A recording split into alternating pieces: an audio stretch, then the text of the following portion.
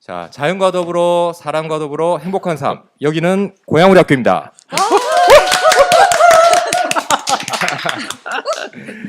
아, 두 번째 해도 쑥스럽네요, 여전히. 네, 그럼 2부 묻고 답하기 시간을 시작해 보겠습니다.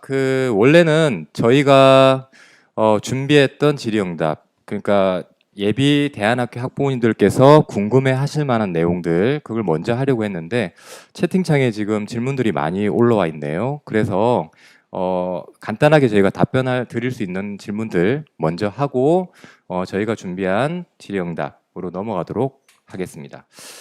네, 기훈생이 좀 답변을 해 주셔야 될 것 같아요. 네네. 김선경님이 질문해 주시는 건데요. 한 학년당 한 반인가요? 그렇지는 않고요. 저희가 근접 연령끼리 통합 수업을 해요. 그래서 두 개의 학년이 보통 한 반이 되고요.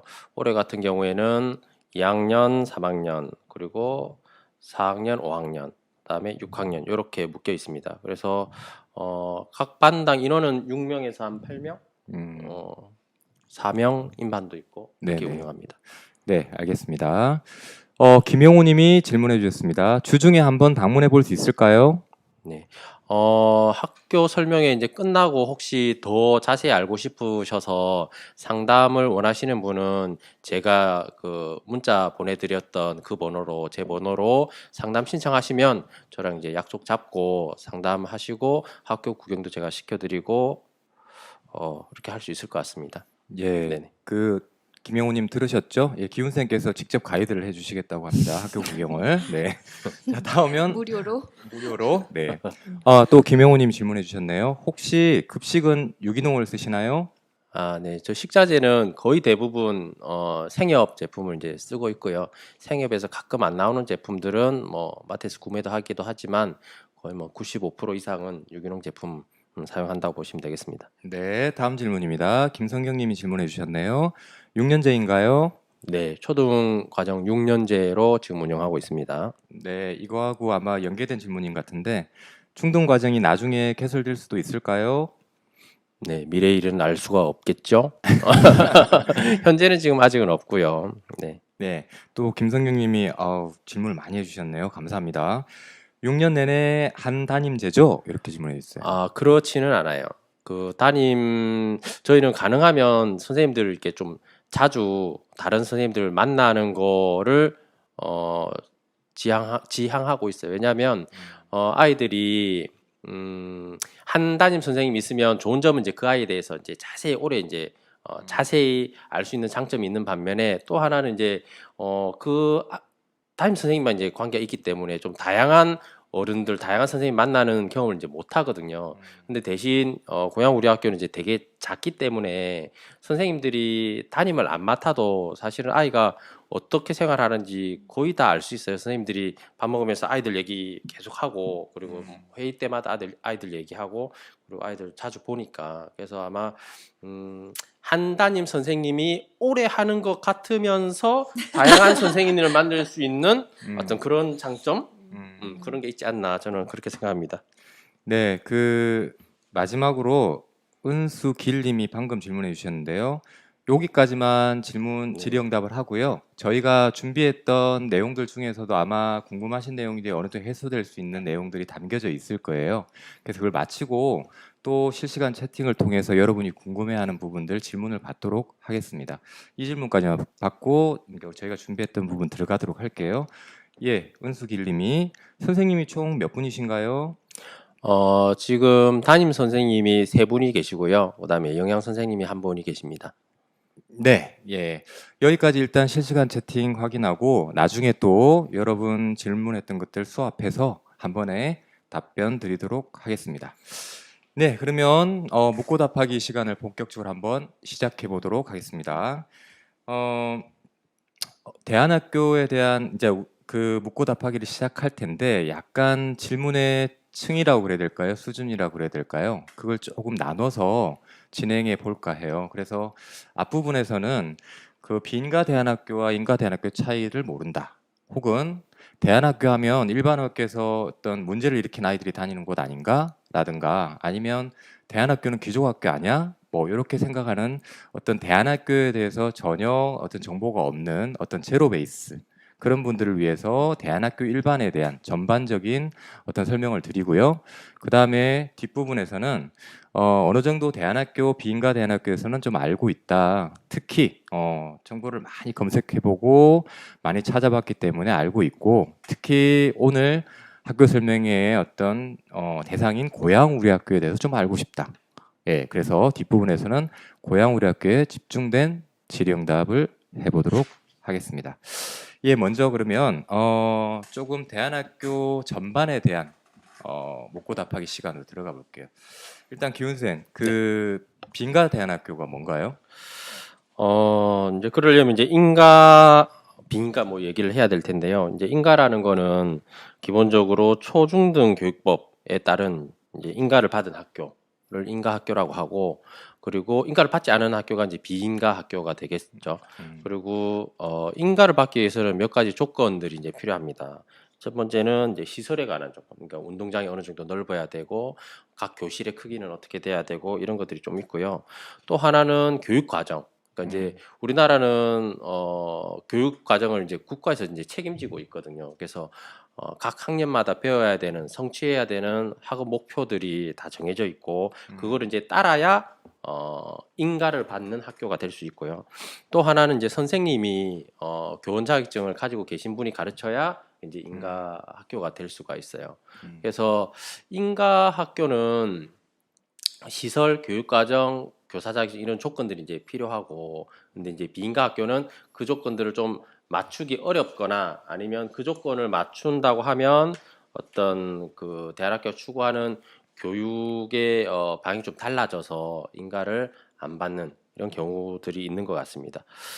그래서 이제 비인가 학교를 이제 그런 말씀드리면 첫 번째는 이제 그런 거죠. 학력이 이제 인정이 되지 않고요. 그리고 학력을 인정받으려면 검정고시를 이제 봐야 한다는 점이 있고, 그 다음에 또 하나는 국가 교육과정에 얽매이지 않고 자유로운 교육과정을 이제 운영한다는 점이에요. 그래서 어떤 대안학교들은 뭐 여행학교, 아니면 철학학교, 아니면 뭐 예술학교, 뭐 등등등 이렇게, 그리고 고향 우리 학교가처럼 되게 이제 균형 있는 발달과 성장을 추구하는 학교, 이렇게 여러 학교들이 있고요. 그리고 대개는 일반 학교보다 규모가 좀 적어요. 그래서 대안학교에서는 규모가 크다고 해야 뭐 전교생이 100명, 뭐 200명 이 정도면 굉장히 큰 학교고, 대개 이제 고향 학교, 우리 학교처럼 이게 몇십 명 이하의 이런 작은 학교들이 이제 대부분이고요. 그리고 대안학교도 빈가 대안학교 특히 비슷한 교육적 가치를 추구하는 사람들이 이제 모여서 교육을 하고 있죠. 그리고 인가를 받지 못했기 때문에 재정 지원이 적어서 재정적으로 부모님들의 부담이 이제 큰 편이고요. 그리고 학교 운영도 이제 부모님들이 이제 많이 참여해야 되고 이런 것들이 이제 비인가 대안학교 어떤 가지고 있는 일이다, 이렇게 보실 수 있을 것 같습니다.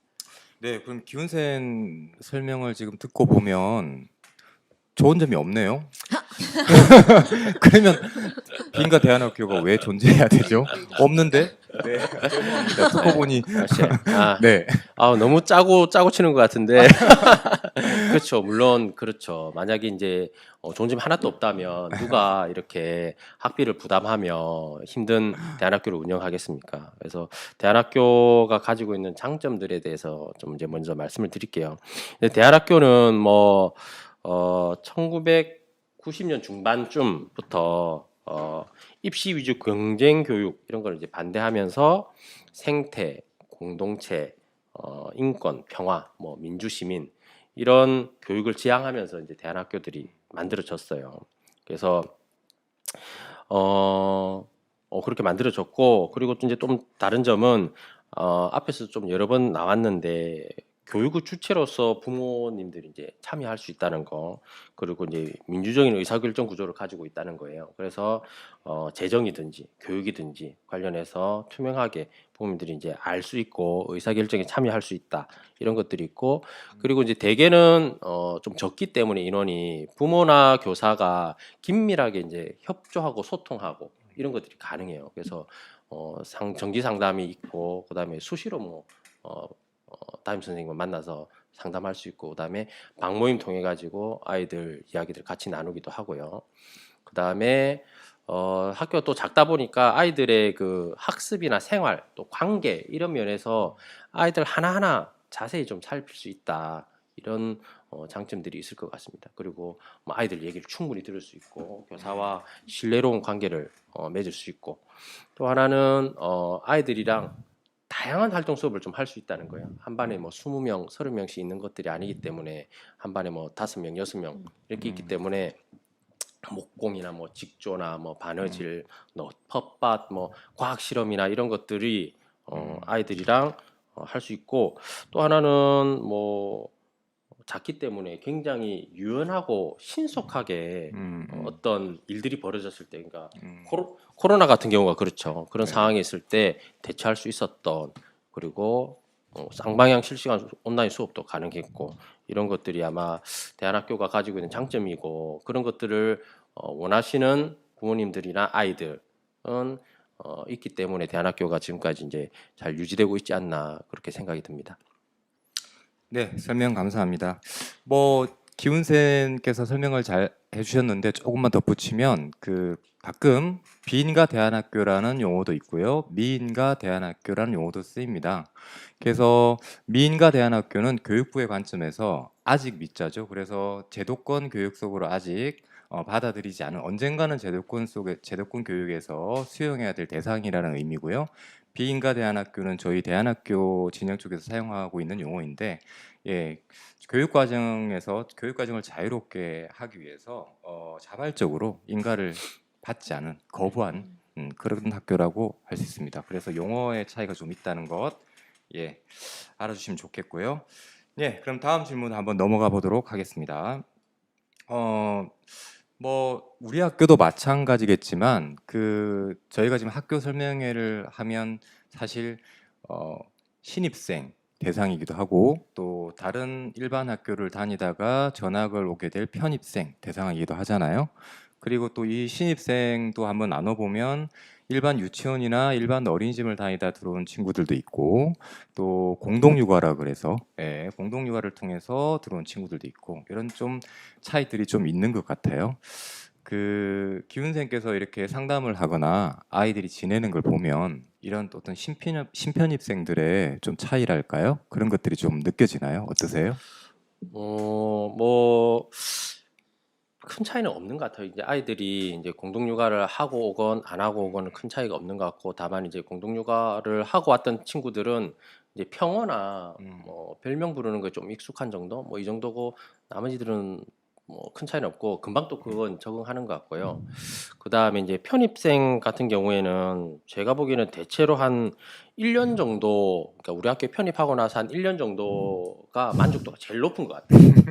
왜냐하면 이제 일반 학교에 다니다가 이제 바로 비교가 되잖아요. 그쵸. 그러니까 거기서는 자기가 뭐 불편한 점이나 어떤 갈등이 있거나 이렇게 하려도 이제 해소되기가 좀 어려운 구조적인 한계들이 있죠. 뭐 아이들이 많기도 하고, 그리고 수업하는 방식이나 이런 것들도 마찬가지고. 그래서 아이들이 편입하고 오면 제일 많이 하는 얘기가 우리 학교 애들은 착하다, 욕을 안 한다, 그리고 선생님들이 자기 말 잘 들어준다, 그리고 뭐 공평하다 선생님들이, 이런 얘기 많이 하고, 학교가 편하다, 뭐 즐겁다, 이제 이런 얘기를 많이 해요. 그 이제 한 1년까지고요. 딱 1년 지나면 이제 뭐 자기가 언제 그랬는지 아는 듯이 이제 네. 이 정도 수준의 생활이 이제 제로 베이스인 거죠. 그렇죠. 그래서 가끔 누가 마음에 안 든다부터 시작해서 누가 욕했다, 네. 뭐 선생님이 자기 얘기 안 들어준다, 이제 이런 얘기가 이제 슬슬 나와요. 그러면 아, 제가 이제 잘 적응을 했구나, 우리 학교 학생이 됐구나, 이런 생각이 들죠. 네. 네, 그 적응을 되게 금방 하더라고요. 그죠? 네, 뭐 그러고 보니까 뭐 살구라든지 작은 달님은 그 우리 학교 들어오시기 전에 공동육아를 먼저 경험하고 오셨잖아요. 뭐 그거 그 공동육아와 비교해서 말씀해 주셔도 좋을 것 같은데, 사실 대안학교를 염두에 뒀을 때 우리 장벽들이 참 많잖아요. 조금 이따 많죠. 여러 장벽들, 뭐 허들들이 많아요. 한 110m 허들은 되는데 여러 단계를 이야기해 볼 건데 이것도 하나인 것 같아요. 아마 학교가 대안학교를 아이를 보내면 학부모들이 학교에 너무 많이 참여해야 되지 않느냐, 일을 너무 많이 해야 되지 않느냐, 막 그런 두려움들이 좀 있기도 하거든요. 저도 사실 그 아이를 대안학교 보내겠다 생각했을 때 이 부분이 상당히 좀 마음에 걸렸어요. 얼마나 학부모로서 시간을 투입해야 될지 고민들이 있었거든요. 실제로 대안학교 아이를 보내면 그렇게 많은 일들을 해야 되나요? 대안학교 아이들이 다니는 학교에서 어떠세요? 살과 먼저 이야기를 해보실까요?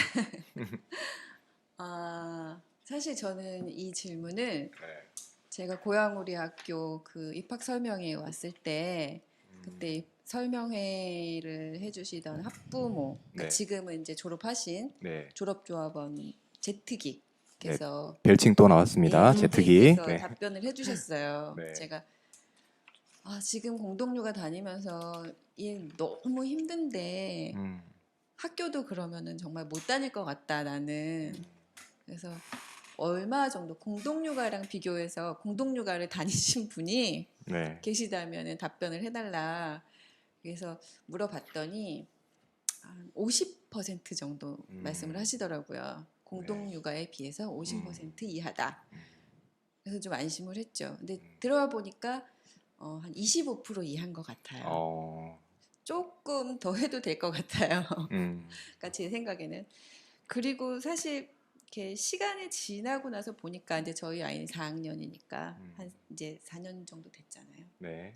보니까 그러니까 공교육에서는 일반적으로 학부모의 자리가 없잖아요. 그렇죠. 예, 학부모의 자리가 없고 약간 뭔가 그냥 흔히 말하는 바지 사장이나 이런 것처럼 네. 예, 그냥 자리만 이렇게 머릿수만 메꿔주는 그런 역할에 불과한 경우가 네. 사실 대부분인 것 같아요. 뭐 그렇지 않은 학교들도 있다 하더라고요. 네. 근데 저는 경험을 못 해봐서.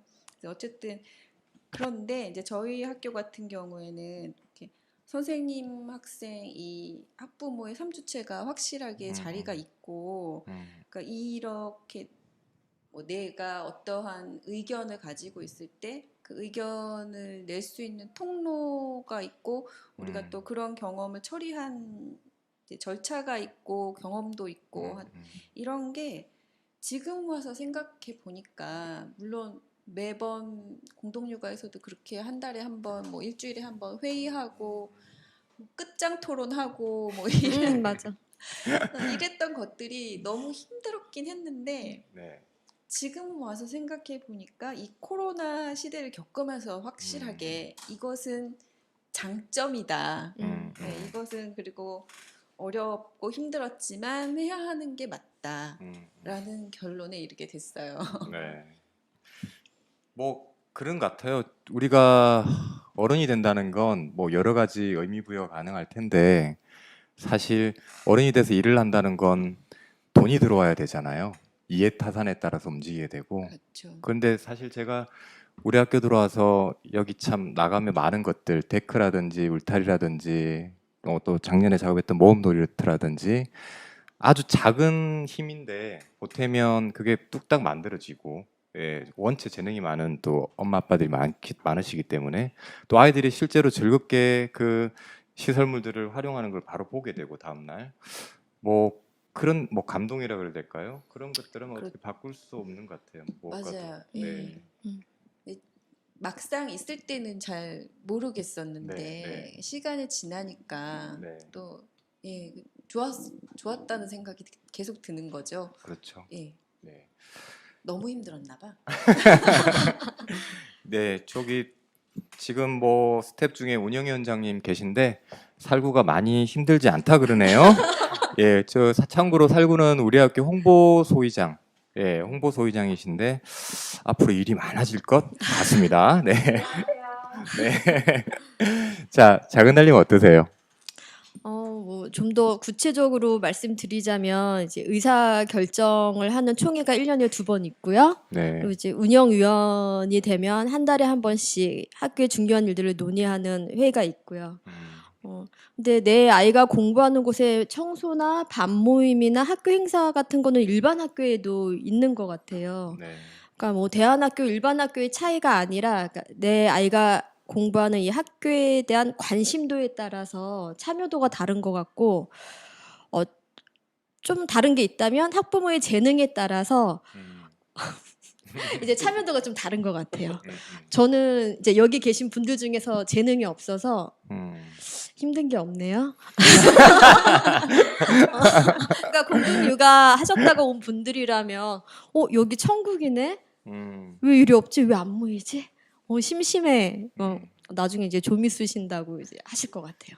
네, 뭐 재능이 없다시는 분이 뭐 고우리 밴드에서 베이스라 그랬나요? 베이스 치시고 그 어려운 베이스. 뭐 고양시 탁구대에 나가서 입상도 하시고 재능이란 게 과연 뭘까요? 네. 예. 마지막 단계로 그 아까 질문의 단계 수준에 대해서 시청자분들께 말씀을 드렸잖아요. 마지막 단계로 이제 이런 대안학교 전반에 대한 것들을 정보들은 좀 많이 알고 있다. 나는 오늘 사실 고향 우리 학교에 대해서 알고 싶어서 이 유튜브 방송에 들어왔다. 그런 분들을 위해서 집중적으로 우리 학교에 대해서 이야기를 좀 나눠보도록 하겠습니다.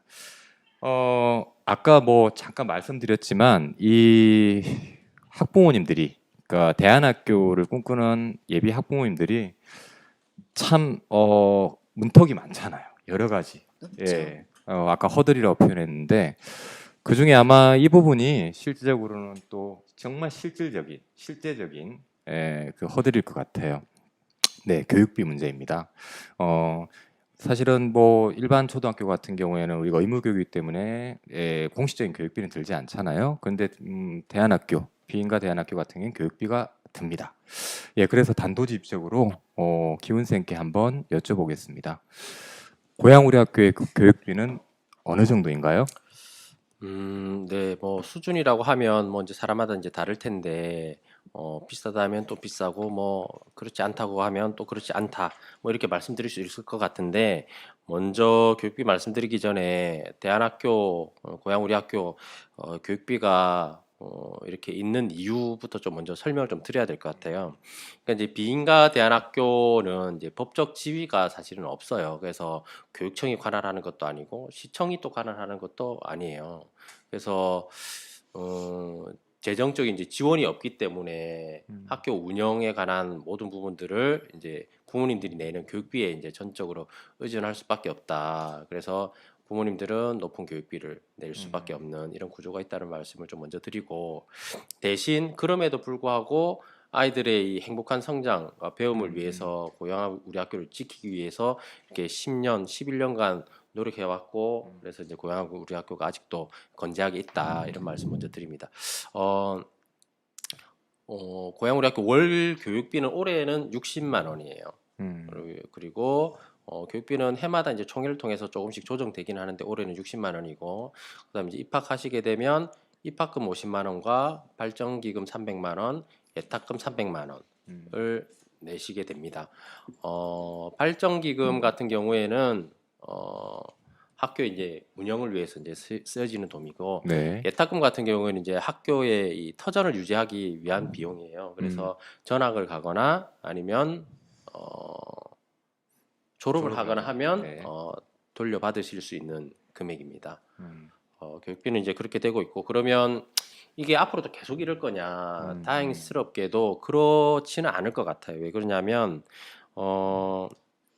지금 지자체하고 교육청 그리고 국회 등에서 대안학교 또는 학교 밖 청소년들에 대한 관심이 굉장히 높고 예전에 비해서 지원을 많이 하고 있는 추세예요. 왜 그러냐면 제가 자료를 한번 찾아봤더니 2016년 자료인데 보니까 매년 초등에서도 학업 중단 학생들이 연 3,000명이 넘는다고 하더라고요.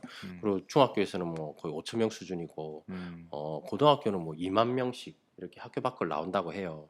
그래서 교육부 입장에서도 학교 밖으로 나오는 이 친구들을 그냥 내버려 둘 수는 없다 이런 생각들을 좀 가지고 있는 것 같고, 그래서 시청 예를 좀 먼저 들면 고양시에서는 이제 2016년부터 급식비와 교육 프로그램비를 지원하기 시작했어요. 그래서 2016년에는 고양시 전체 대안교육에 대한 지원 예산이 1억 5천이었는데 올해는 10억으로 증액이 됐어요. 그러니까 그만큼 필요성을 알고 있고, 그다음에 재정도 확대하고 있다. 그리고 실제로 작년에는 저기 고양시 이재준 시장님이랑 대안학교 관계자들이랑 간담회도 가졌었고요. 그리고 또 하나는 이제 서울시 같은 경우인데 서울시에는 작년에 대안교육기관 지원 조례를 9월에 이제 통과를 했고 그래서 올해부터 학교당 교사 인건비 3인 이내 지원하고 있고 그러니까 학교당 연 1억 정도. 그다음에 급식비는 공교육이랑 똑같은 수준으로 지원하고 있고 그다음에 교육 프로그램비도 연 5천만 원 내외로 이렇게 지원을 하고 있어요. 그래서 서울시가 이제 보통 그렇게 먼저 선제적으로 나가면 경기도도 이렇게 발맞춰 가는 편이라 경기도는 올해 이제 7월에 대안교육기관 지원에 관한 조례가 이제 통과가 됐습니다. 그래서 경기도에서도 실질적인 어떤 재정적 지원이나 이런 것들을 할 수 있는 근거들이 이제 마련돼 있기 때문에 또 기대를 좀 해볼 수 있을 것 같고요. 그리고 이제 조례 차원이 아니라 사실은 이제 법적 지위에 관한 문제인데 민주당이 이제 박찬대 국회의원이 21대 국회 교육 분야 1호 법안으로 대안교육기관에 관한 법률안을 2020년 6월 5일 날 발의를 했거든요. 이게 20대 국회에서도 법사위까지 갔다가 뭐 여차저차 이런 해서 통과되지 않았는데 아마 21대는 통과될 것 같고요. 그렇게 되면 법적 지위를 갖게 되면 이제 대안학교가 학교는 아니어도 교육기관으로 이제 인정을 받게 되는 거거든요. 그러면 이제 재정적 지원부터 시작해서 학력에 관한 문제 뭐 이런 것들이 조금씩 이제 풀릴 수 있는 실타래가 좀 해결이 되지 않을까 이렇게 생각을 좀 하고 있습니다. 그래서 앞으로 조금 시간이 지나면 아마 대안학교를 보내시는 부모님들도 부담이 좀 줄어들고 교육 환경들도 지금보다는 훨씬 좀 더 좋아지지 않을까 그렇게 생각합니다. 네, 뭐 아까 마지막에 기훈 선생님께서 말씀하신 대한교육기관에 관한 법률안, 예, 이번에 21대 국회 교육 분야 1호 법안인데요. 그게 이제 통과가 되면 지금 저희는 이제 고양우리학교라는 명칭을 쓰고 있지만 아까 말씀드렸듯이 저희는 이제 비인가 미인가 대안학교이기 때문에 사실 학교라는 명칭을 사용할 수는 없죠. 공식적으로는 법적 지위가 없기 때문에요. 그러면 이제 그 법안이 통과되면 대한교육기관 고양우리학교 이런 식으로 등록이 될 거고 그러면 기훈 선생님께서 아까 말씀하신 것처럼 학력 문제라든지 재정 문제 이런 것들이 지금보다는 훨씬 나은 상황으로 변화가 일어날 것 같아요. 그리고 사실 뭐 지금 간략하게 소개하셨지만 이런 조례라든지 지자체 그리고 큰 틀에서의 법률이라든지 이런 분들의 변화를 위해서 여기 계신 학교 선생님들이나 학부모님들이 정말 많은 노력을 해 주셨어요. 뭐 기훈쌤도 제가 알기로는 이 고양과 파주 지역의 대안학교 선생님들 중심으로 모여서 조례 모임을 한 4년간 하신 걸로 알고 있는데 아무튼 이런 어떤 노력들이 조금씩 결실을 맺어가고 있고 그 결실들이 이제 제대로 이제 그 법률화되고 그 다음에 이 조례들이 제정이 되면 제일 혜택을 보는 것은 바로 우리 아이들이겠죠. 예, 지금 대한교육 기관들에 다 있는 아이들이겠죠. 하루빨리 아까 말씀하신 내용들이 이루어져서 조금 학부모님들의 경제적인 부담도 좀 덜어서 이 대안학교 전체 전반적으로 어떤 문턱이 낮아지는 그런 상황이 빨리 왔으면 좋겠습니다. 예, 다음 질문 한번 넘어가 보겠습니다.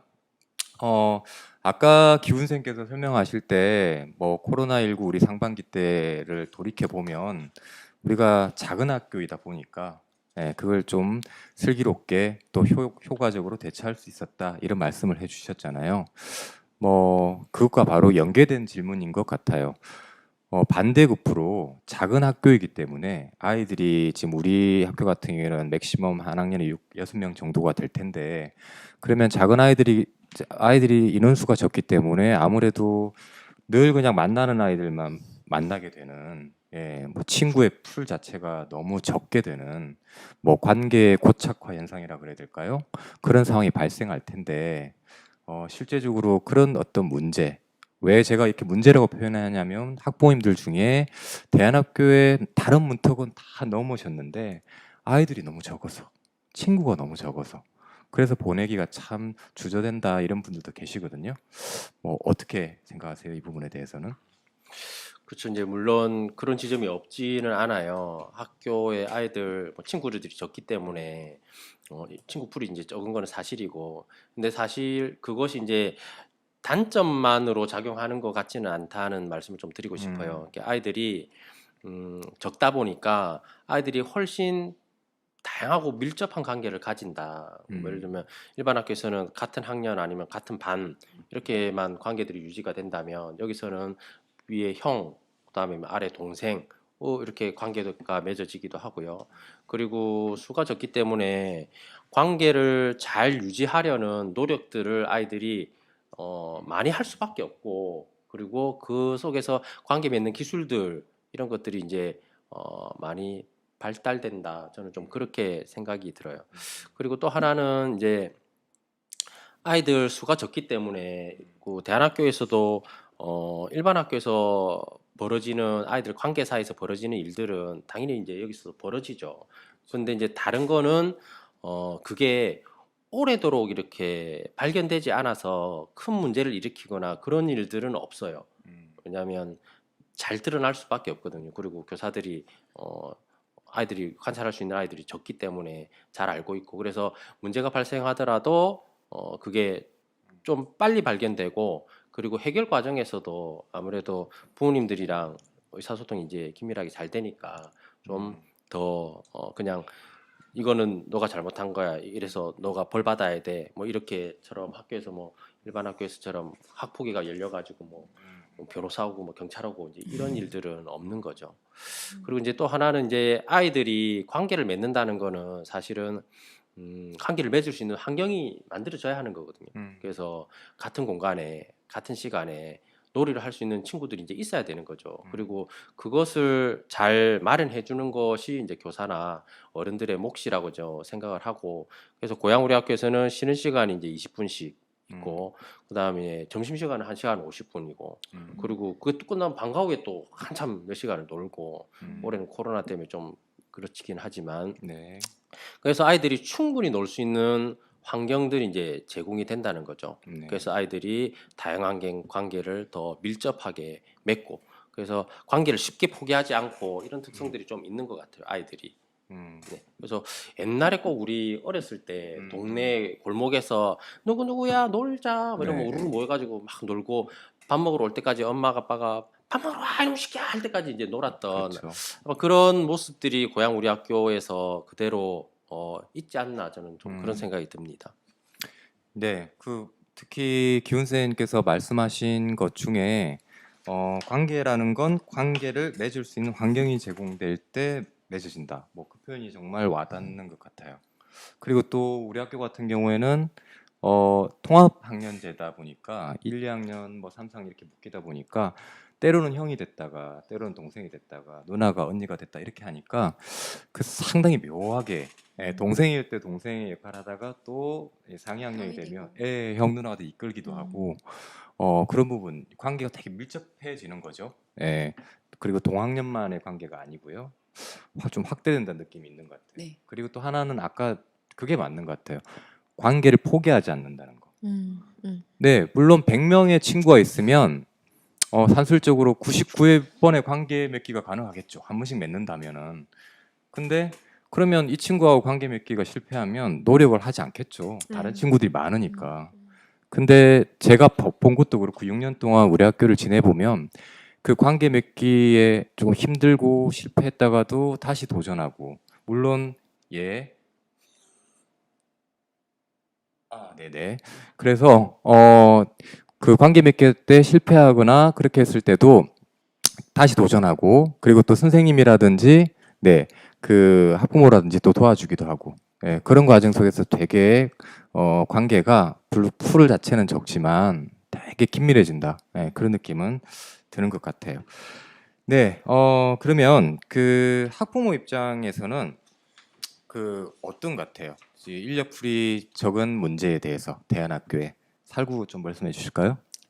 예, 뭐 그러니까 말씀하신 부분은 그러니까 뭐 공교육이나 대안교육이나 다 장단점이 있는 것 같아요. 그러니까 어디가 더 장점이 있고 어디는 단점이 있고 이렇다기보다는 그냥 어떤 선택의 문제라는 생각이 드는데, 그러니까 당연히 뭐 아이들이 많은 곳에서는 확률적으로 나와 잘 맞는 사람을 만날 수 있는 확률이 높겠죠. 그걸 저희가 부정을 할 수는 없고요. 근데 다만 저희 같은 이제 작은 학교에서는 그러니까 관계 밀도가 조금 더 아주 잘 형성이 밀도 있는 관계가 형성이 된다는 게 되게 중요한 것 같고 좋은 것 같고 저는 이제 그거를 선택한 사람인 것 같아요. 그러니까 초등학교에서는 이런 관계를 형성하는 것이 조금 더 낫다고 생각을 해서 사실은 이렇게 작은 학교를 일부러 찾은 거고, 그러니까 제가 이번에 그 동영상 만들었잖아요. 아까 네, 네. 좀 전에 나온 거. 그래서 그 네. 동영상을 만들려면 이제 사진도 찍고 이제 그 사진 중에서 뭐 좋은 것도 이렇게 골라내야 되고 하는데 제가 사진을 이렇게 다 골라내면서 아이들 어떤 모습을 이렇게 보여주면 좋을까 이렇게 이렇게 찾다가 보니까 아이들이 이제 쉬는 시간이나 뭐 돌봄 때나 뭐 이런 점심 시간에 같이 옹기종기 모여가지고 놀잖아요. 네. 또래랑 놀고 있는 애들이 거의 없어요. 또래랑 놀고 있는 우리 아이들은 삼총사, 네. 2학년 삼총사, 네. 예, 뭐 그 정도고 나머지는 전부 형 아니면 동생 그리고 남자 여자 놀고 있거나 이런 거는 거의 사실은 공교육에서는 좀 보기 힘든 모습인 것 같더라고요. 제 생각에. 뭐 현재 저도 안 가봤으니까 모르겠지만 어쨌든 이렇게 해서 그 또래와의 관계만 있는 게 아니고 이 대안학교 작다 보니까 아까 말씀드렸듯이 그 아이와 학부모에서도 관계가 생길 수 있고 또 학부모와 학부모 사이에서도 관계가 생길 수 있고 뭐 이런 식으로 여러 방면의 관계가 생기는 게 되게 좋은 것 같고 저는 요거를 선택을 했기 때문에 뭐 제가 갖지 못했던 저희 아이가 취하지 못했던 그 나머지 확률에 대해서는 크게 염두에 두지 말자라는 생각이 있어요. 예, 답변 감사합니다. 뭐 사실 그러다 보니까 저희 학부모 입장에서도 거의 우리 학교 아이들 전부를 속속들이 알게 되잖아요. 사실 좀 이따 우리 이제 공동 돌봄에 대한 이야기도 할 텐데 그런 것과 마찬가지로 학교 오면 늘 그 친구들에 대해서 이야기를 나누기 때문에 저희가 별칭을 사용하면서 형어를 사용하면서요.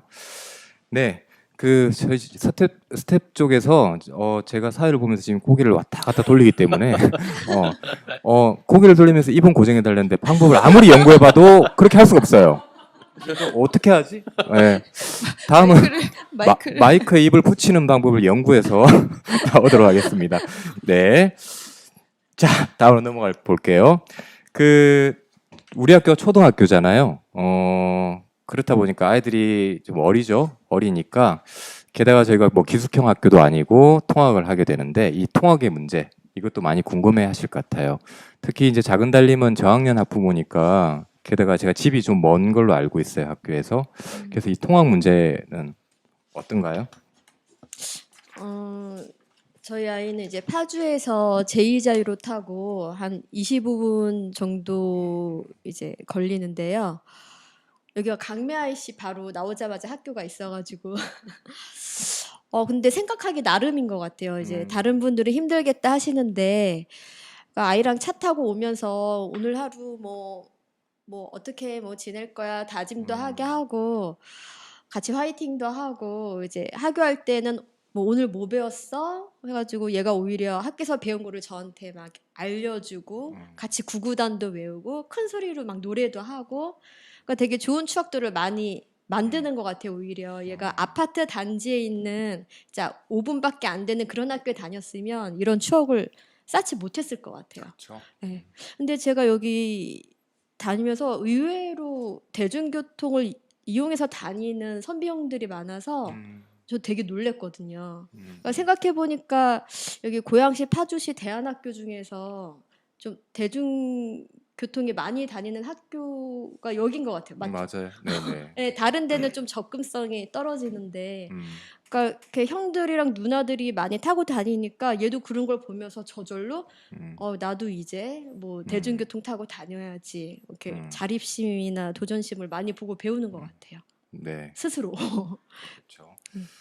참고로 우리 학교 앞에는 예, 영흥빌라 버스 정류장이 있는데 예, 5분 10분 단위로 많은 마을 버스가 다니고 있습니다. 예, 접근성이 상당히 좋죠. 20번. 20번. 네. 예. 근데 그 부모님들이 이제 학교 때 픽업을 하다 보면은 간혹 그 맞벌이인 경우에 시간이 안 맞을 수가 있잖아요. 직장의 일이라든지 있어서 픽업할 때 시간이 안 맞을 때 그럴 때 어떻게 하나요, 김생? 이제 우리 학교는 정규 운영 시간은 원래 아침 9시부터 저녁 6시까지가 운영인데 해마다 좀 달라요. 왜냐하면 어느 해에는 빨리 아이가 이제 등교해야 되기도 하고 또 어떤 경우에는 늦게 하교해야 되기도 하기 때문에 조정할 수 있는 범위에서는 운영 시간을 좀 조정을 해요. 그래서 올해 같은 경우에는 이제 아이가 맞벌이 때문에 아이가 일찍 와야 되는 친구가 있어서 8시 20분에 학교를 열고요. 그다음에 저녁은 6시 반까지 이제 운영을 하는 걸로 바꿨고요. 근데 이제 6시 반보다 더 늦어지는데 돌봄이 이제 필요한 경우에는 마실을 이제 이용을 합니다. 다른 가정의 아이를 이렇게 받아서 마실을 하기도 해요. 예, 드디어 마실 이야기가 나왔네요. 그 제 아이가 가장 좋아하는 또 우리 학교의 제도 중에 하나이기도 하고 저도 아주 애용을 하고 있습니다. 그 참고로 마실에 대해서 말씀드리면 뭐 쉽게 풀면은 다른 가정에 놀러 가기, 친구 집에 놀러 가기인데요. 저녁 마실이라 그래서 그 다른 가정에 한 9시, 저녁 9시 정도까지 놀러 가는 게 있고 또 밤 마실이라 그래서 다음 날 하룻밤을 그 친구 집에서 자고요. 다음 날 그 친구와 함께 등교하는 그런 밤 마실 제도가 있습니다. 그 뭐 이 같은 마실을 비롯해 가지고 공동 돌봄이라고 해야 할까요? 그런 게 우리 학교 그 다니면서 우리 학교 학부모님들이 이 공동 돌봄 여기에 대해서 상당하게 뭐라고 해야 될까 만족도가 좀 높으신 것 같아요. 예. 작은 달님은 좀 어떠세요? 이 경험을 해보셨나요? 예, 뭐 제가 뭐 바쁘고 이래서 급한 일이 생기고 이래서 아이를 걱정하거나 그런 적은 한 번도 없는 것 같아요. 항상 누군가에게 요청하거나 이렇게 연락을 하면 기꺼이 맡아주셔가지고, 그러니까 일을 하면서 뭐 크게 애로사항은 없었고요. 그러니까 모든 학부모님들이 다 내 아이 같이 이렇게 생각을 해주시니까. 또 한 번은 이런 적이 있었어요. 제가 너무 그러니까 집 문제 때문에 여유가 도저히 안 돼서 하루 전날 담임 선생님한테 얘 내일 등교를 못할 것 같다. 죄송하다. 이렇게 통보를 드린 적이 있어요. 근데 그 담임 선생님께서 그러면 그 학생은 그 아이는 어떻게 생각하냐 해서 물어봤더니 얘는 당연히 학교를 재밌고 즐거운 공부를 하는 곳이라고 생각을 하고 있으니까 얘는 가고 싶어 한다. 그랬더니 그러면 아침에 몇 시까지 데리러 가겠다 해서 저희 그 파주까지 저희 동 그 라인 앞에까지 오셔가지고 아이를 데리고 이렇게 등교를 해주셨어요. 그러니까 저는 그때 굉장히 놀랬거든요. 저는 제 상황에 너무 바빠서 아이는 어떻게 생각하는지 물어볼 생각을 못했는데 확실히 이제 선생님들이 항상 학생들을 먼저 아이들의 의사를 먼저 이렇게 생각을 하시는 것 같아서 거기에 감동을 굉장히 받았었어요. 네. 그 선생님들의 열정도 그렇고 에너지도 그렇고 그 학부모님들도 그렇고 좀 대안학교의 구성원들은 좀 남다른 것 같아요. 혹시 네. 그 아이를 등교시킨 네. 선생님이 기훈생이신가요? 김나리십니다. 아, 네. 네, 아니군요. 네. 아, 네. 그렇군요. 네. 네. 빨리 넘어가겠습니다. 네. 살구는 뭐 어떠세요? 네, 뭐 사실 저 같은 경우에는 친정 어머니가 근처에 살고 계시고 또 자두도 프리랜서는 아니지만 집에서 일을 하고 있기 때문에 그렇게 마실이 급하거나 이런 경우가 거의 없어요. 근데 제가 이제 지금 말씀드릴 수 있는 케이스 갖다가 한 개가 있는데 우리 학교에서의 경험은 아니고 공동육아 때 일이에요. 제가 지금은 이제 친정어머니랑 집을 따로 살고 있는데 그때 함께 살고 있다가 분가를 하게 됐어요. 집을 나누게 됐거든요. 그래서 같은 날 집이 매도와 매수가 이루어지면서 분가를 하면서 제가 그날 셀프 등기까지 한번 해보려고 큰 마음을 먹었죠. 그래서 네. 그 날이 이제 어쨌든 이렇게 막 다가왔는데 네. 마침 또 그때가 말복이었어요. 그래서 아, 막 입이 바짝바짝 타더라고요. 그 그렇죠. 전날쯤 되니까 이게 제대로 이게 어떻게 잘 될까 싶어가지고 근데 혼자서 뭐 되게 고민을 하고 있는데 전화가 왔어요. 그 같은 공동육아 조합원한테 아니 애를 어떻게 하실 거냐고 누가 봐줄 사람이 있냐 그러더니 우리 집에 보내라 보내면 이제 내일 씻겨서 네. 어린이집에 등원시켜 주겠다 그러더라고요. 그래서 저는 뭐 2번 생각 안 하고 냉큼 오케이 하고 이제 그 사람이 그 조합원이 아이를 등원시켜주고 씻겨주고 먹여주고 이제 그 다음 날이 됐어요. 그래서 이제 정말 이사하는 날이 돼서 새벽부터 정신이 너무 없는 거예요. 근데 보통 같으면 이제 저희 친정 어머니가 아이를 봐주셨겠지만 그날도 친정 어머니는 본인도 이사를 하셔야 되니까 정말 아무도 봐줄 사람이 없는 거예요. 또 오후가 되니까 또 셀프 등기 한다고 뭐 세무사며 막 이렇게 돌아다니니까 아이를 데리러 갈 시간이 됐는데 도대체 1초도 짬이 안 나는 거예요. 그래서 막 혼자서 내가 왜 이런 일을 만들었을까 막 후회를 막 하고 있는데 전화가 또 왔어요. 그래서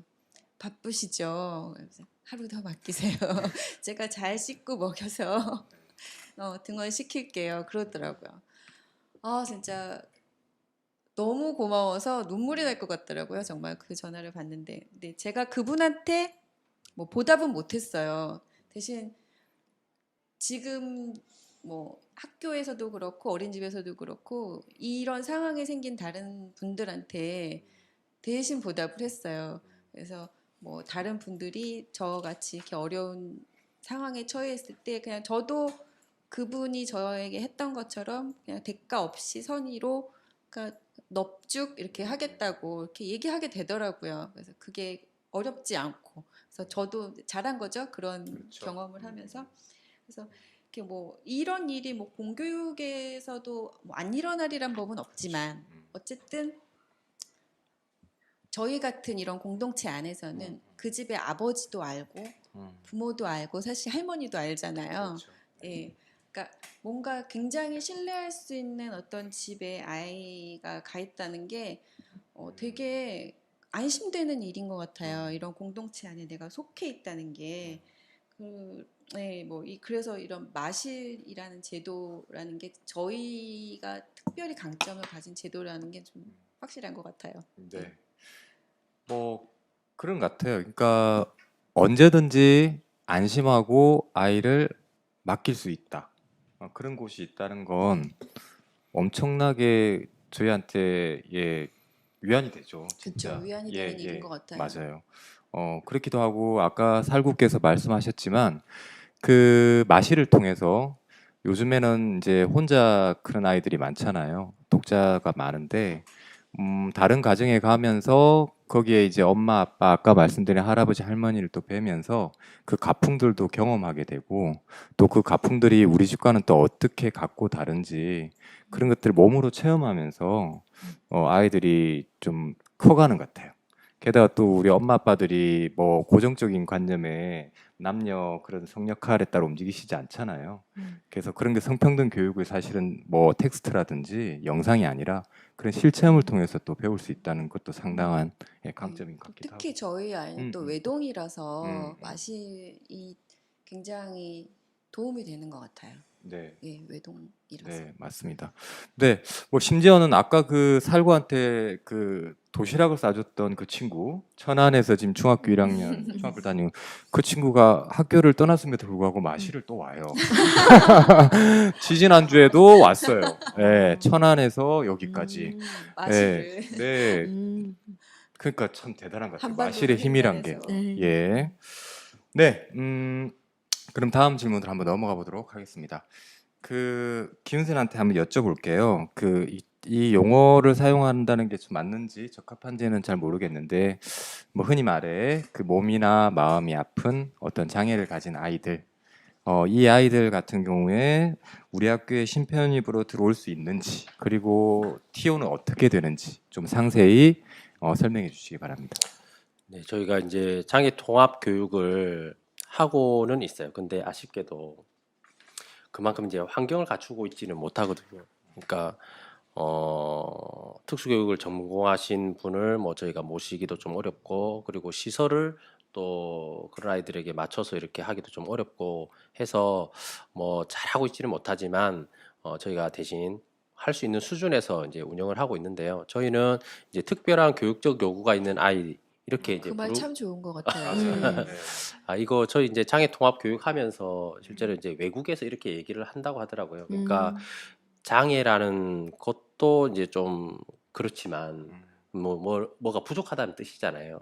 네. 근데 그런 게 아니라 모두들 다 다른데 이 친구는 교육적 요구가 특별히 있기 때문에 그 친구에게 특별한 교육적 요구를 맞춰줘야 한다는 게 관점이에요. 그러니까 그 친구가 막 부족하니까 돌봐줘야 되거나 막 이렇게 베풀어야 되고 이런 게 아니라 이제 저희도 그런 용어를 사용하고 있고 정원의 한 10%를 이제 저희가 받고 있어요. 그래서 내년에는 한 명 정도 더 받을 수 있지 않을까 이렇게 이제 생각이 들고요.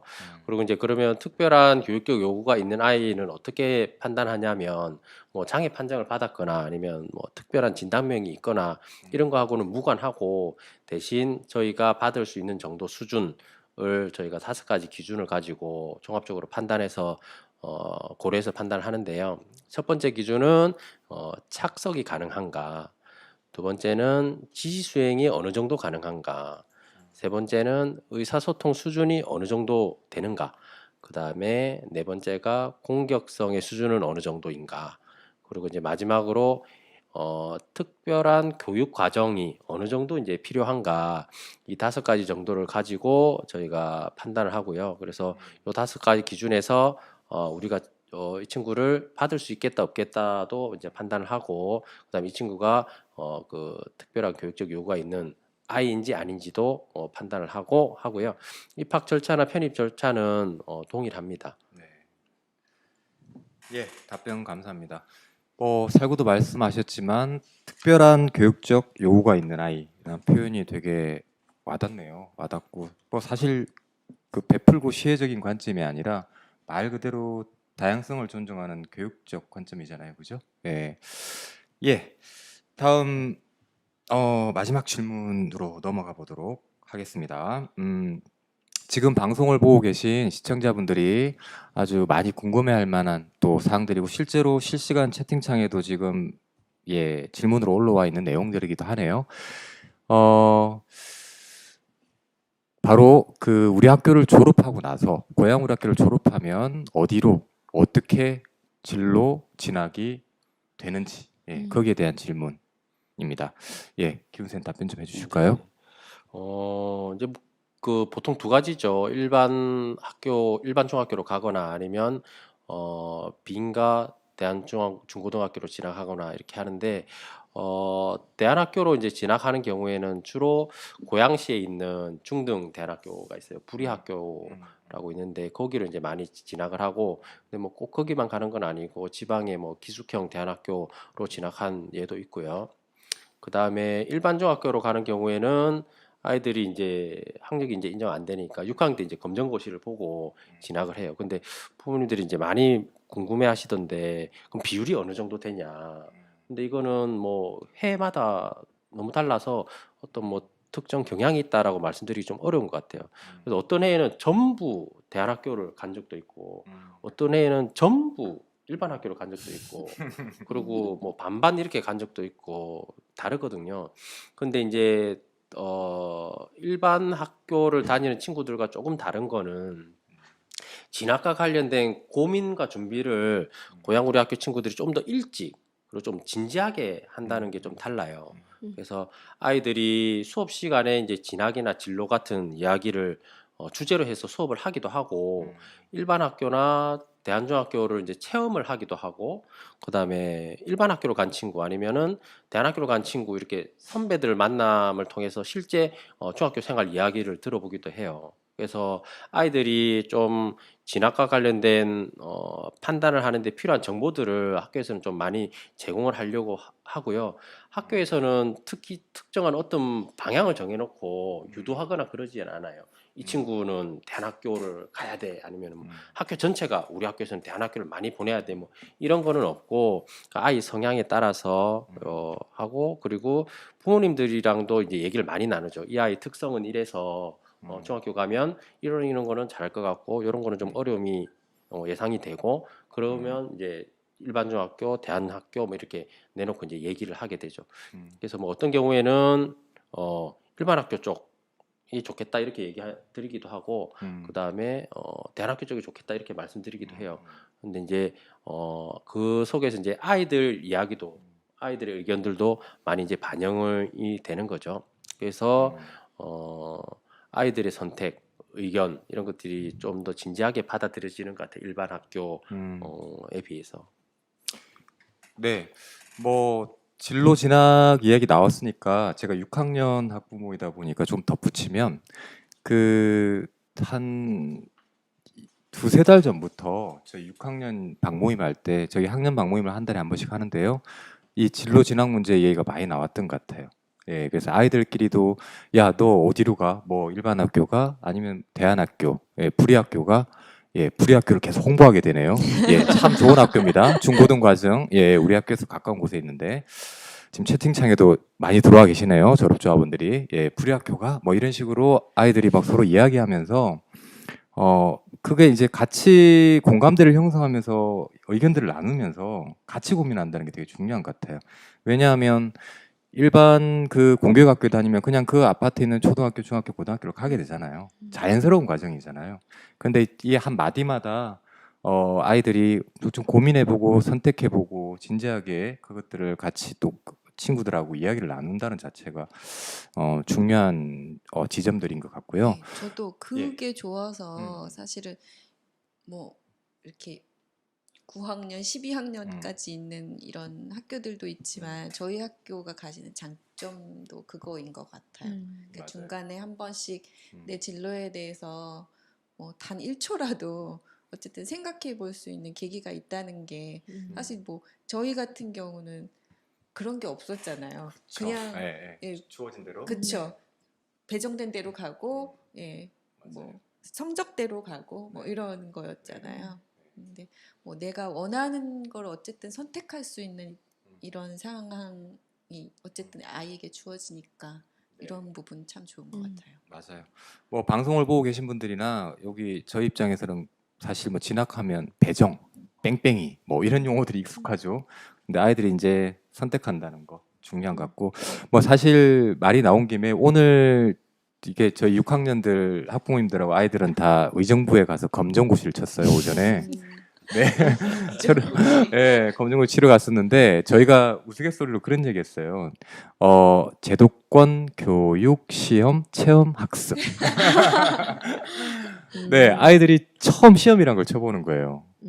그래서 너무 재밌어하는 거예요. 네.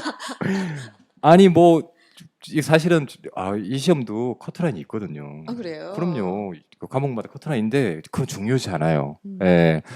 시험을 치고 바로 답이란 걸 매겨보고 동그라미 X 하면서 그 과정들을 되게 재밌어하면서 예, 뭐 어떻게 우리 학교 아이들이 이제 진학을 할지 모르겠지만 확실하게 제도권 교육 그 체험학습을 마쳤다. 오늘 시험으로 그렇게 생각을 해봅니다. 예, 지금 저희가 방송한 지 거의 2시간이 지났네요. 꽤 시간이 지났습니다.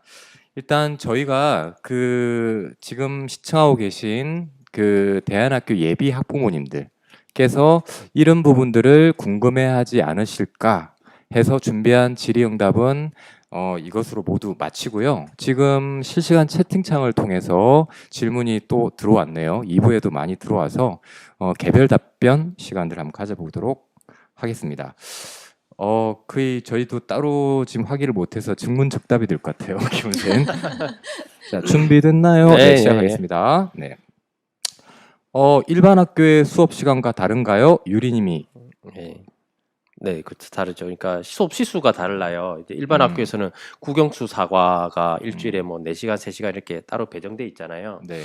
근데 이제 말과글, 수화샘, 영어 이렇게는 이제 과목명이 이제 비슷하고 배우는 방법은 조금 다르고 배우는 내용은 비슷하고 네. 그런 게 있고 대신 1과 3, 뭐 프로젝트, 때로는 생태, 그다음에 뭐 몸놀이, 또는 동아리 시간 뭐 등등등 해서 일반 학교에는 이제 없는 시간들이 이제 많이 있죠. 그래서 네. 자세한 교과 내용이나 아니면 아이들 교육을 어떻게 받고 있는지 수업 시간 풍경들을 좀 보고 싶으시면 고향 우리 학교 카페에서 교실 이야기 게시판을 보시면 아마 좀 도움이 되실 것 같습니다. 네, 다음 질문입니다. 이 질문도 유리님이 해주셨는데요. 일반 초등학교처럼 시험도 있는 건가요? 시험은 뭐 공식적인 시험은 없어요. 근데 대신에 저희가 이제 올해부터 좀 하고자 하는 것은 뭐가 있냐면 시험이라는 것이 지금은 이제 평가하고 줄 세우기 이런 거잖아요. 그렇죠. 근데 시험이 가지고 있는 본질은 사실은 내가 어떤 것을 공부를 하고 무엇을 알고 있는지를 스스로 확인하는 과정이거든요. 근데 이제 그게 점수로 나오니까 이게 줄 세우기가 되고 비교가 되는 건데 그렇다고 시험이 무조건 나쁜 건 아니라서 제가 지금 2학년, 3학년 담임 맡고 있는데 아이들이랑 받아쓰기 시험을 봐요. 일주일에 한 번씩. 네. 애들이 처음으로 이제 보는 시험이죠. 근데 네. 이제 아이들이랑 처음부터 이제 약속을 했어요. 왜냐하면 몇 개 틀렸다, 몇 개 맞았다 이런 거는 서로 말하기 없기 이렇게 약속을 하고 이거 보는 이유는 내가 뭘 모르는지 확인하기 위해서 보는 거야. 이렇게 하고 이제 했더니 아이들이 이제 시험에 대해서 큰 거부감 없이 그리고 그렇죠. 내가 뭐 20개 중 10개 틀려도 15개 틀려도 별로 부끄러워하지 않고 네, 네. 근데 대신 부끄러워하지 않더라고. 정말 부끄러우지 않아요. 근데 아이들이 이제 제가 좀 되게 신기하게 얘기했던 거는 그래서 이제 틀린 거를 주말에 숙제를 내줘요. 10번씩 네. 쓰고 외우고 오라고. 그럼 애들이 월요일 와서 제가 다시 제 시험을 보거든요. 틀린 걸 다시. 그럼 거의 다 맞춰요. 9개, 10개 뭐 다 맞춰요. 그러니까 아이들이 이제 제가 이제 기대하는 거는 시험이라는 거는 이런 거야. 스스로 모르는 걸 확인하고 또 모르는 걸 열심히 노력해서 알게 되면 그럼 자기가 이제 성장하는 거고 그래서 시험에 대한 부정적인 이런 이미지들이 아니라 긍정적인 시험의 본질의 의미들을 초등학교 저학년 때부터 알았으면 좋겠다. 이렇게 해서 그 정도로 이제 평가를 하는 거죠. 스스로 평가를. 네, 답변 감사합니다. 다음 질문인데요. 김성경님께서 월 교육비는 급식 포함인가요? 아니고 그리고 방과 후는 얼마인가요? 이렇게 질문을 하셨어요. 교육비에 급식비하고 방과후 비용이 모두 다 포함되어 있어요. 그래서 교육비 이외에 따로 이제 추가적으로 들어가는 비용은 이제 거의 없고요. 올해는 이제 코로나 때문에 저희가 여행을 못 가는데 1년에 2번 정도 여행을 가는데 그때 한 3박 4일 이렇게 여행을 갈 때 뭐 5만 원에서 10만 원 정도 이제 여행 비용을 내는 거 그걸 제외하고는 따로 별도로 들어가는 비용이 없습니다. 네. 여행 프로그램은 없나요?라는 질문이 들어왔어요. 저희 스태프께서 들살이 1년에 2회 정도 간다는 댓글은 달으셨다네요. 추가 설명 부탁드릴게요, 위원생. 그러니까 사실은 이게 들살이라는 교육 과정이 굉장히 중요한데 코로나 때문에 좀 아쉬워요, 이게. 들살을 가면은 이제 저희가 2번 들살을 가는데 한 번은 전체 들살이를 가요. 그러니까 1학년을 제외하고 1, 2학년을 제외하고 3, 4, 5, 6학년이 전체를 가고 전체는 다 가죠. 1, 2, 3, 4, 5, 6학년이 다 가고 그다음에 한 번은 이제 방별로 학년별 들살이라고 해서 이렇게 가는데 전체 들살이의 목표는 자립이에요. 그래서 아이들이 저학년들은 엄마랑 떨어지는 거 그리고 가서 자기가 먹는 거 스스로 만들고 그다음에 자기 이제 자조 기술도 일으키는 거죠. 옷 갈아입고 자기 물건 챙기고 뭐 이런 것들을 하는 게 이제 전체 들살이의 목표고 그다음에 학년별 들살이는 이제 멤버십 트레이닝 같이 아이들 간에 이제 서로 속 깊은 얘기도 하고 이런 거를 이제 목표로 하거든요. 그래서 아이들이 가면은 꼭 진실 게임을 해요. 가가지고 밤에 몇 명 되지도 않는데 꼭 불 끄고 누구 좋아하니 나는 누구 좋아하니 뭐 이런 얘기를 항상 해요. 그 몇 명 안에서 참고로 우리 친구의 풀이 적다 그랬죠? 다 알 수 있습니다. 그리고 다 알아. 그렇죠. 그리고 이미 다 아는데. 다 얘기하기 때문에 다 알아요. 그래서 올해는 좀 아쉽지만 어쨌든 들살이는 이제 그렇게 되고 코로나가 좀 빨리 진정이 되면 들살이도 갈 수 있으면 좋겠습니다. 네. 김성경님 질문입니다. 전 학생들과 전 학생들이 방과후를 같이 하나요? 안 하는 아이는 없나요? 네네. 방과후는 이제 자율이에요. 그래서 학교가 수업이 보통 3시 반이면 청소까지 다 끝나니까 네. 3시 반 이후로는 자유롭게 학교를 할 수가 있고요. 그다음에 더 놀고 싶은 아이는 이제 더 놀 수 있는데 올해는 이제 코로나 때문에 가능하면 저희가 빨리 학교를 하는 걸로 원칙을 해요. 그래서 집안에 아이 돌볼 수 있는 부모님이 안 계시거나 하면 이제 돌봄을 하는 거고 가능하면 학교를 할 수 있으면 가능하면 일찍 학교를 할 수 있도록 올해만 좀 특별하게 이렇게 하고 예년 같은 경우에는 학교에서 놀고 싶은 아이들은 놀고 가고 싶은 아이들은 가고 자유롭게 합니다. 네.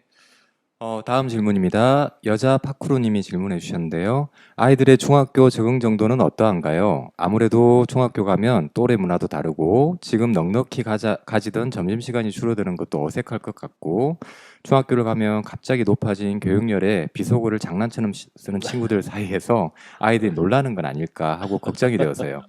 더불어 일반 중학교 진학과 대한 중학교 진학 비율이 대략 어느 정도일까요? 네, 뭐 제가 갑자기 라디오 DJ가 된 기분이에요. 네, 이거 정말 해보고 싶었어요, 별밤처럼. 네, 답변해 주시죠. 이거 좀 어렵네요. 적응 정도는 뭐 아이들마다 다 달라요. 그래서 어떤 아이들은 뭐 케이스를 좀 말씀드리면은 어떤 아이들은 막 그 공부하는 거 좋아하는 애들도 있어요. 그래서 막 시험 보고 막 자기 점수 높게 나오고 막 누구보다 잘하고 막 이런 거 좋아하는 친구들도 있고 맞아요. 물론 또 안 그런 친구들도 있죠. 그래서 막 중학교 갔더니 막 이제 공부는 이런 공부는 뭐 죽은 공부야 이러면서 자기가 뭐 죽은 신의 사회가 친구도 아닌데 중학교 1학년 벌써 결정을 해버려. 네. 그런 친구들도 있고 이제 스펙트럼이 굉장히 다양해요. 그렇죠. 그리고 이제 대체로는 일반 학교를 간다고 해서 크게 어려움을 겪진 않는 것 같아요. 예를 들어서 공부가 어렵다 그러면 근데 아이들이 그냥 편안하게 공부를 놔요. 그리고 대신 학교에서 다른 의미들을 좀 찾아요.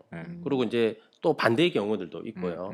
그래서 그것은 아이들마다 이제 좀 다른 것 같고 대신 중학교 가도 학교는 어쨌든 나름대로 자기 의미를 잘 찾고 잘 지내는 것 같아요.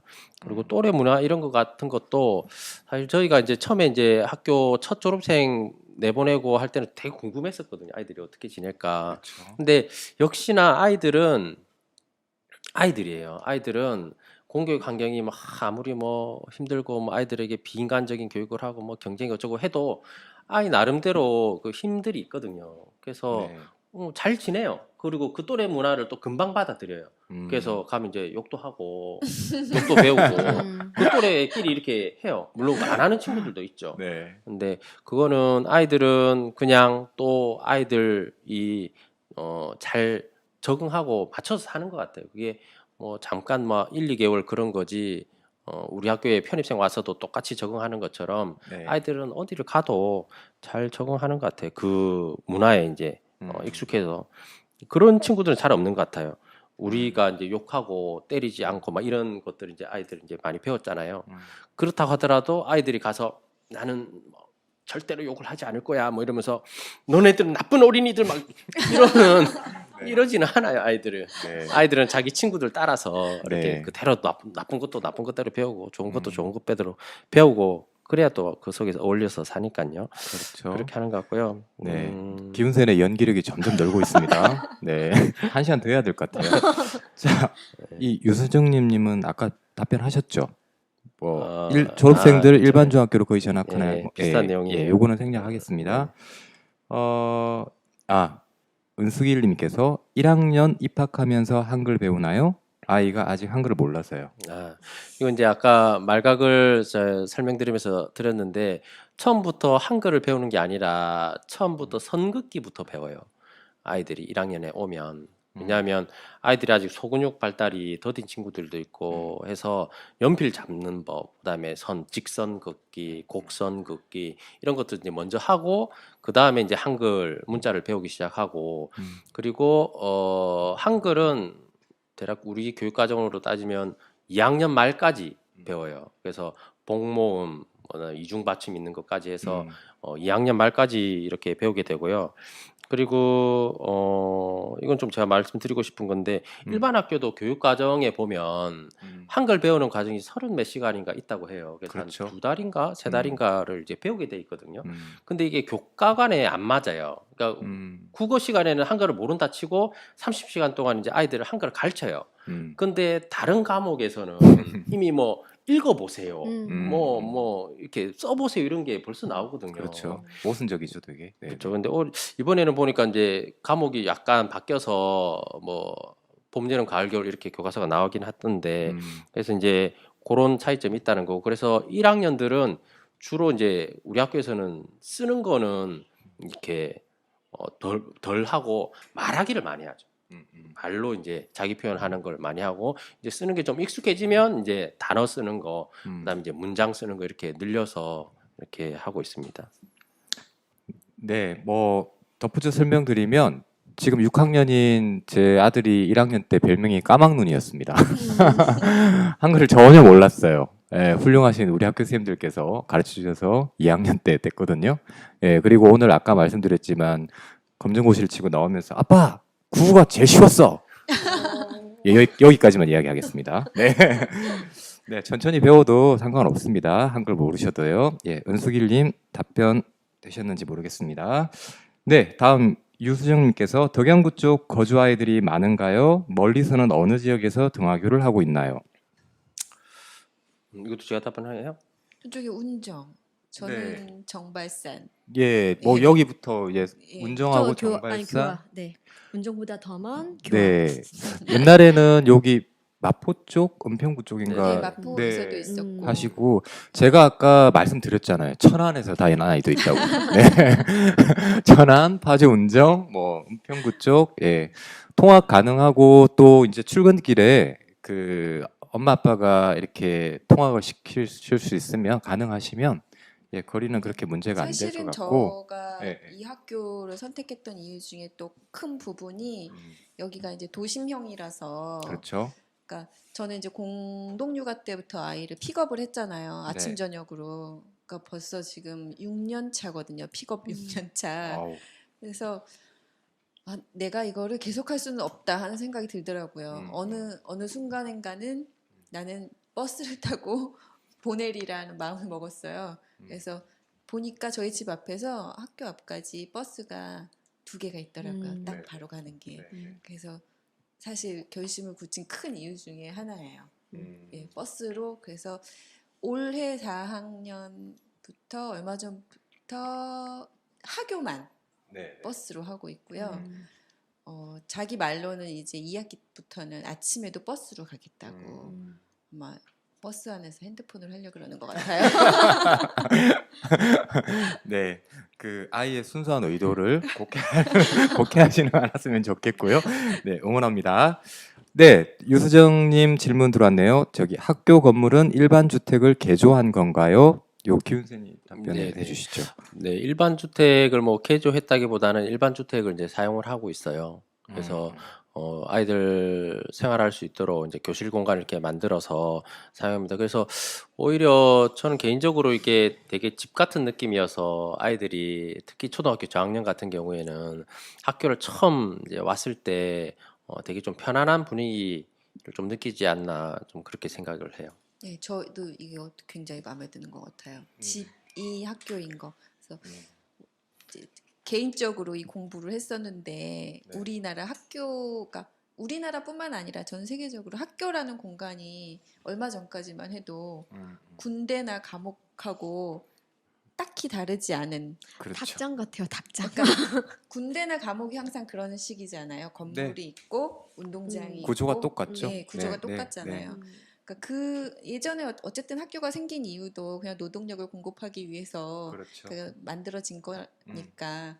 그래서 이렇게 학교가 집이 지배 모양을 하고 있다는 게 되게 저는 좋더라고요. 맞아요. 예. 뭐 아까 뭐 공동 육아든 두 분이 경험하신 아니면 일반 어린이집이든 유치원이든 7살 아이가 갑자기 8살 제도 교육권에 있는 공교육 학교를 간다면 상당히 이질적인 형태잖아요. 그렇죠. 네, 연병장을 연상시키는 운동장.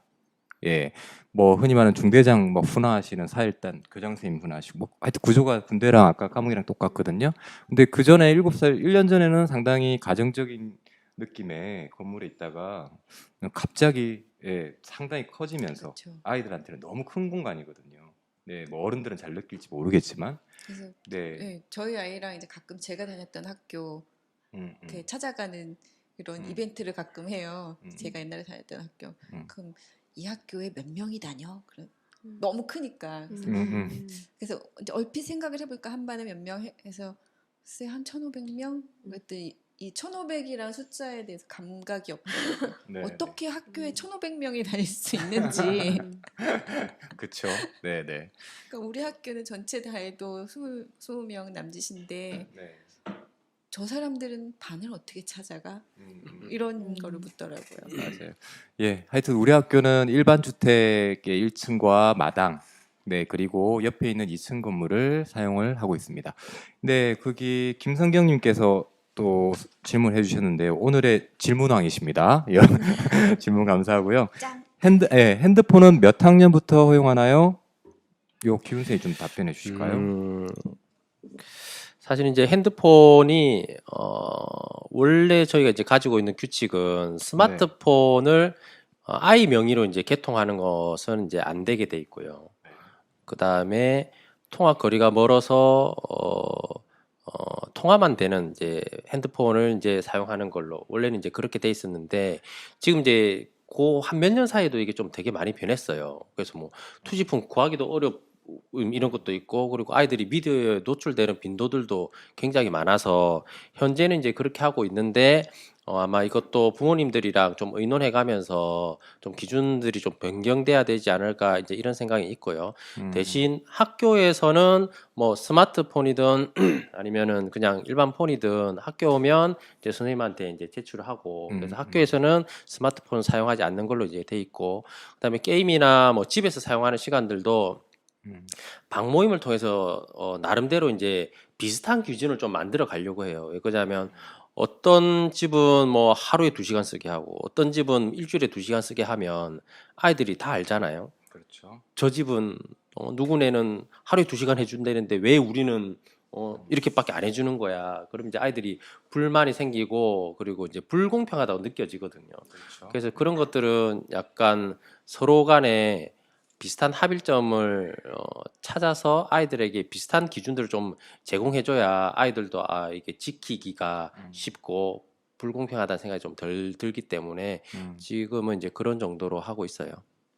네, 뭐 학교에서의 스마트폰 사용 문제는 저희가 한 2번 정도 전체 같이 한번 토론도 해봤던 것 같아요. 학년 방별로도 학부모님들 이야기도 해보고 사실 대안학교 쪽은 우리 학교뿐만 아니라 그 스마트폰 전자기기 사용이 뭐 뜨거운 감자이긴 한데 기훈 선생님 말씀하신 것처럼 제가 1학년 때 들어왔을 때랑 지금도 좀 상황이 조금 더 달라질 것 같은데 하여튼 유동적이다. 다만 궁극적으로는 적게 사용하고 사용하지 않는 것이 좋겠죠. 가능하다면. 뭐 꼭 굳이 그렇게 말하기는 좀 어려운 것 같고 왜냐하면 좀 다른 것 같거든요. 그럼 이제 말 나온 김에 이건 이제 제 개인적인 생각이에요. 왜냐하면 아직 학교에서 정리가 되진 않았기 때문에 이게 뭐냐면 우리는 스마트폰, 핸드폰을 사용한다 이렇게 하잖아요. 인터넷을 사용한다. 근데 우리는 뭐 태어나서 20년, 30년 후에 그런 것들이 만들어졌는데 애들은 태어났을 때부터 그게 있었거든요. 그래서 얘네들은 사용하는 게 아니고 일상이에요. 원래 있던 것이기 때문에. 근데 이제 코끼리 말씀처럼 그것이 가지고 있는 이제 나쁜 점, 폐해들이 분명히 있기 때문에 적절하게 어떤 조정하는 것과 그 공동체의 합의가 좀 저는 필요하다고 생각을 해요. 그래서 서로마다 생각들도 굉장히 다르기 때문에. 네, 여기 김선경님 질문을 방금 질문을 마지막으로 하고요.